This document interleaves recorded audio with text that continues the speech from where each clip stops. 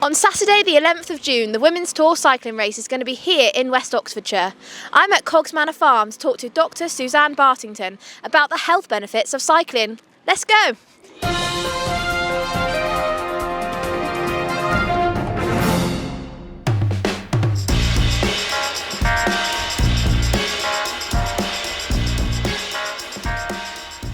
I have to say, cycling has changed my life completely. It has transformed. I've met so many wonderful people. I've seen amazing places and have the most wonderful memories. And it's not just about the time on the bike as well. It's everything that goes with it and around it. It's also a brilliant form of transport. I mean, I used to drive into Whitney Town Centre, and then I really discovered that it was much quicker, it was easier, it was more relaxing taking a bike into the town rather than trying to park and getting very stressed and anxious about traffic jams and things like that.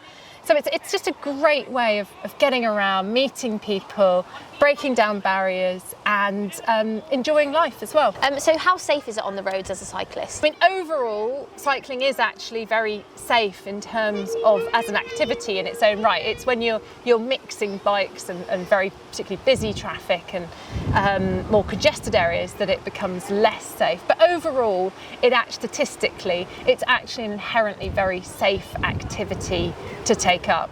So how good is cycling for your mental health? There's evidence that cycling is really beneficial. So, for example, reducing the likelihood of suffering from depression, improving recovery from anxiety, depression, access to green space. We know that when people are outdoors and are experiencing the wonderful natural environment, they're much less likely to have mental health challenges. And overall, it's really good for social connectivity. You stop and have conversations on the bike, which you just can't do when you're in a car. It's very good for connecting people. Obviously, during the pandemic, I didn't get cycling myself, but I saw an increase in cyclists on the road. So for you, during the pandemic, how good was being able to get out cycling?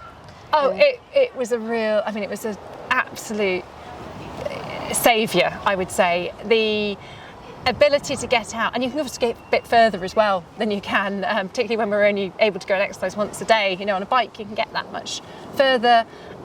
It's great thinking time as well. It's really good for being able to think about issues, solve problems, come to terms with things, gives a bit of space, and there's nothing like floating along on two wheels on a nice sunny day. We actually saw a 300% increase in Oxfordshire in people cycling during lockdown, and I think that much of that was because of the reduced traffic, of course, on the roads at that time. It just shows, the appetite is really there if the conditions are right.